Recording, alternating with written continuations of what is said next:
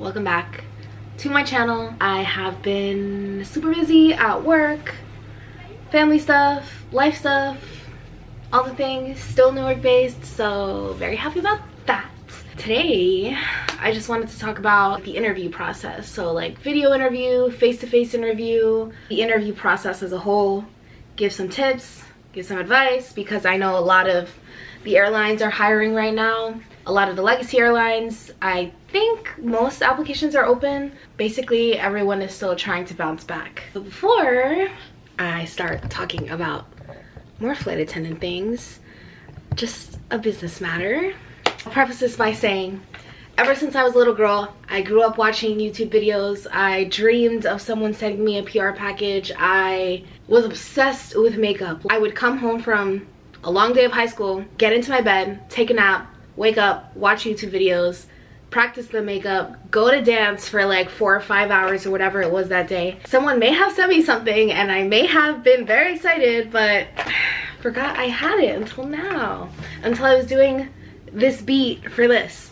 So sometimes people wonder like how to do your makeup for the face-to-face. I would say kind of like this, maybe a little more, maybe some eyeliner, maybe some lashes. I don't like wearing lashes because my lashes are a little longer, so it's like a lot of work up there. Merit Beauty sent me like a couple things to try. I was so excited, but I think what got me the most is like the little bag. Like this little bag, oh my gosh, I've seen this like all over the gram, and like I wanted like this little satchel thing. It like reminds me of when kids in the movies are running away from home and then like put this on a stick and they run away. Anyway, Merit, thank you. I did take a while to actually try these things out because, you know, like back in the day when the YouTube girlies would be like, I tried it out and I only recommend the best, right? So they sent me this bronze bomb. Little girl Jen is like dying right now. Oh my gosh. And the shade Sen, like Paris, the Sen in Paris. How fitting. I didn't think I was gonna like this at first, but it won me over because it's so spreadable. I like a very subtle, like where the sun hits you, and since it's winter, I'm like very pale. Then they sent me their brow volumizing pomade. I love their packaging. And it doesn't even, it's like super good quality. Like it doesn't feel like Morphe or anything. At first, I thought it was gonna be the short end comes out, but it's the long end, which is very nice because like it gives you a good grip like when you're doing your brows here. Let me do a little more. I like that fluffy brow look. I used to be the girl that would like draw on my eyebrows, but thank you, Merit, for making my little girl dreams come true. Let me just like put it back in my little knapsack. Get ready.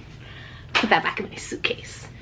First, everyone's always like, how do I apply? Just go on the company's website. All the way down to the bottom, you'll see careers, or just Google flight attendant, United flight attendant, American Airlines flight attendant, Delta flight attendant application. It's on the interwebs. Make sure you have your cover letter and resume ready, and know your cover letter and resume.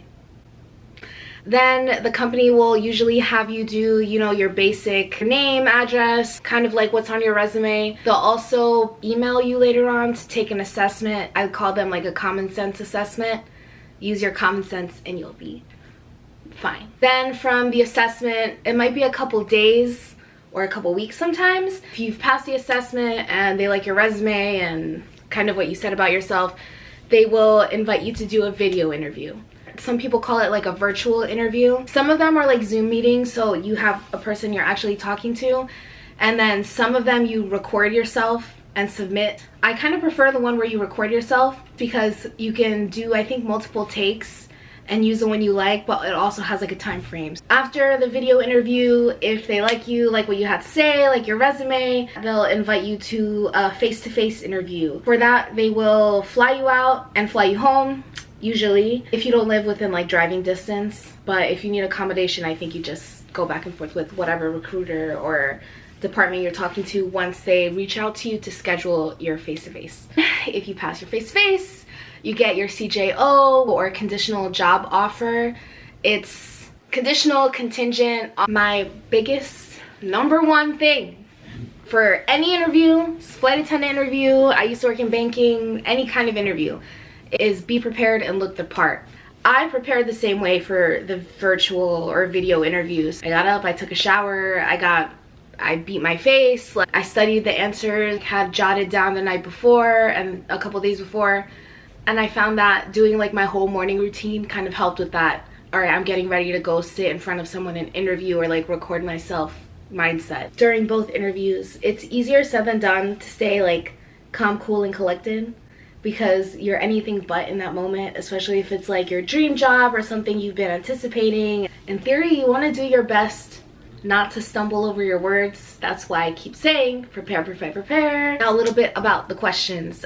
Most of them are on Glassdoor, or if you Google flight attendant face-to-face interview questions, video interview questions. It helps to know your resume and have like situations that you think they might ask you about, customer service situations, when have you had a difficult time with a customer, when's like you've had a problem and then a resolution. There's a lot of articles about how to answer questions in interviews as well. And please, for the love of God, be original with your questions and your answers. I remember when we first got into the one room at one of the interviews, they said, we get it, we know you guys like to travel, we know you guys like to work with people, come up with something a little more original. They want you to stand out and they want you to have another reason besides the same reason that everyone else has in the room, which those can be your reasons, but elaborate. With the questions, I would say you want to sound prepared, like you've thought about them before, but you don't want to sound too rehearsed. What I did, like all through college or anything, I would just write down how I would answer it in an essay, then I would just keep chopping it down to where it sounds normal,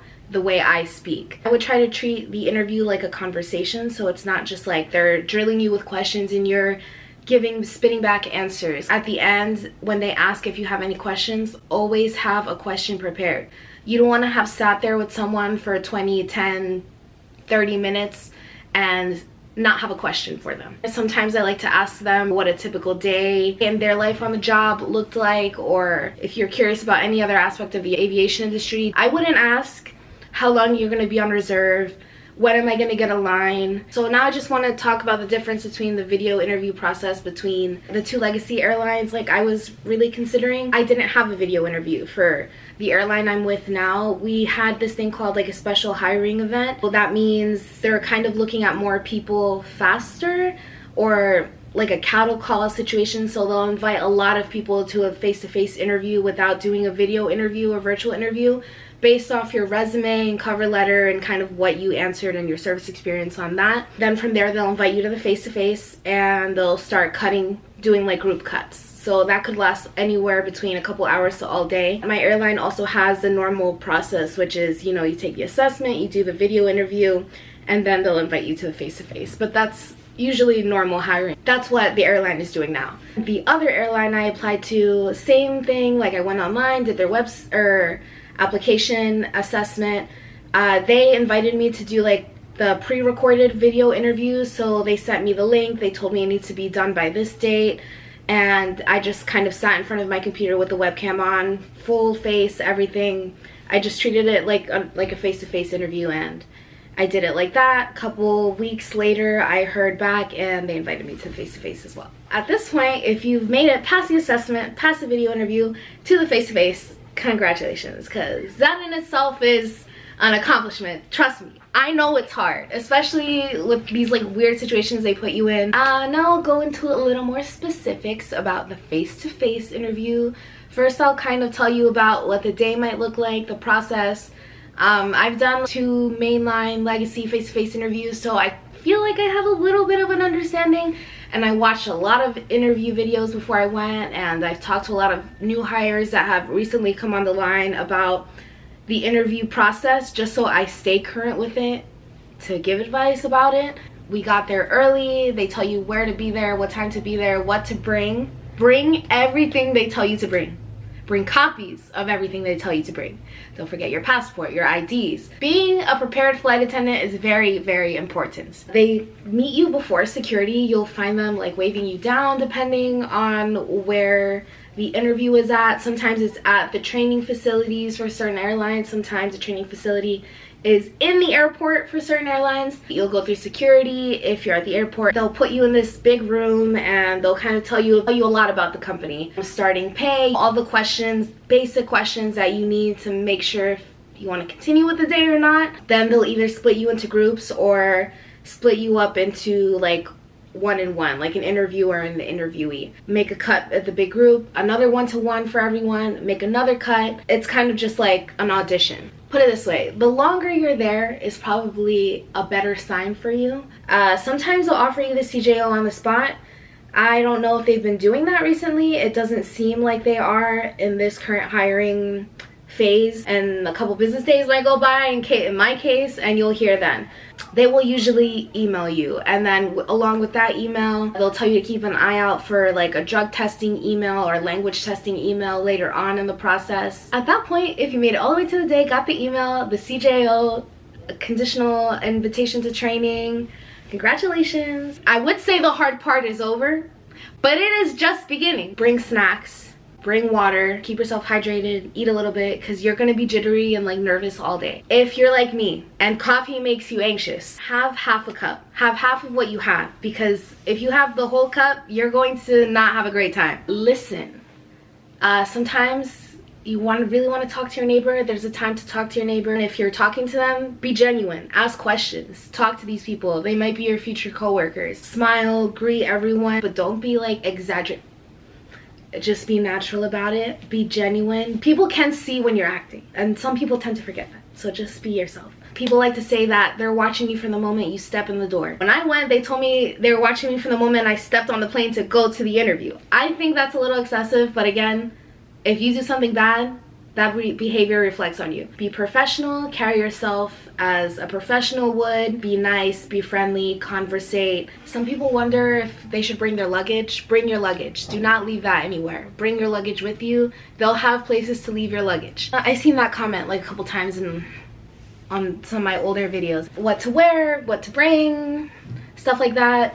Bring your resume, obviously, multiple copies, cover letter, multiple copies. Sometimes I like to leave my resume with the recruiter. That way they can glance and reference it as I'm glancing and referencing it in front of me, and it kind of helps you stay within the outline. Ladies, or anyone who identifies as such, I would say wear your hair up, because that's like the iconic flight attendant look, like bun, French twist, French braid. Put your hair back. They don't want to see it all up and about. Again, you're working in service, you're working with food. Again, dress to impress. I would say try to dress the part. Dress like a flight attendant. That might mean a button-up, a blouse, neutral colored blazer, skirt, suit, pantsuit, heels, loafers, ballet flats, kind of like that professional look. If you're wearing a skirt, don't let that be too short. Remember, it's a conservative industry. I know the rules have changed for tattoos and facial piercings, but I'm not sure for the interview. They will send you like dress code requirements and everything with the info packet they'll send you about that. I always like to wear like a nice bold red lip, like a blue red lip where your teeth look really white, because they love smiles, of course. Specifically, they like happy looking flight attendants. So again, make sure your clothes are pressed and neat, and just remember to put your best foot forward. If you're wearing tights, make sure there's no rips in those tights. If you have any questions about what to wear, what to bring, whatever, just leave them in the comments. I'm sure if I don't answer them, people who have gone to the face-to-face or have done the research can answer them if I miss anything. For guys, your typical suit and tie with a button down, nice and pressed. If your hair is longer than your shoulders, maybe pull it back, or either put it up or pull it back, like out of your face. I know hair stuff recently changed. Thankfully, we're progressing, we're moving forward, we're being more inclusive. No crazy patterns on the shirt. Again, look the part. Maybe like a really nice tie, not too crazy, color that might stand out. And please, for the love of the universe, do not wear your other airline's uniform. If you are an airline employee, currently in aviation, a flight attendant, a gate agent, whatever it is, do not wear your flight attendant uniform or work uniform to your interview. That's just not good vibes. If I want to be honest, there's a lot of ways I could say that, but I feel like that's the nicest way. Kind of insulting, I would say, to your new potential employer, that you're coming dressed as your old employee. Again, like piercings and tattoos, I think they'll send more information. I would probably Google a little further. If I have any updates, I'll put it in the comments or in the description, or if someone knows, please share your information. There's so many parts of the interview. I tried to outline it and like be as clear as I could. If I missed anything, please ask questions in the comments or message me on Instagram. I try to reply. Some of them go to like different mailboxes, so I'm trying really hard to. I'm not saying doing all this will guarantee you getting the job. Feeling prepared just makes you feel more confident, and that'll definitely help. And these are things that were on the internet in different places when I was applying, but a lot of people said different things. Again, I would watch a lot of flight attendant interview videos, not just my own, for specifically the airline you want to apply to if you can find it. These are things I wish were like stated plainly when I was interviewing. It's not uncommon to not make it the whole way through or like get a CJO the first time you're applying. If it's something you really want, I would apply to all the airlines that pique your interest, airlines that you genuinely think you want to work for or are a match for you, and just keep trying. If it doesn't happen the first time and it's your dream job and it's something you really want, I would try again. Truly, I think you can reapply after 6 months after the no,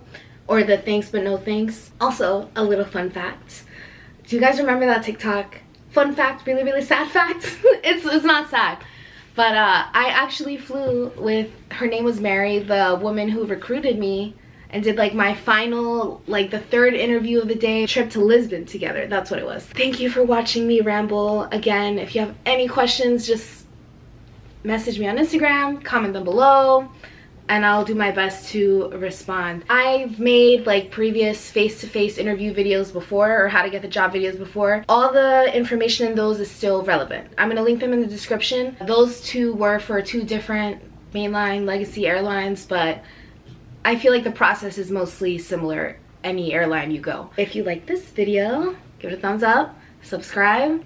Bye.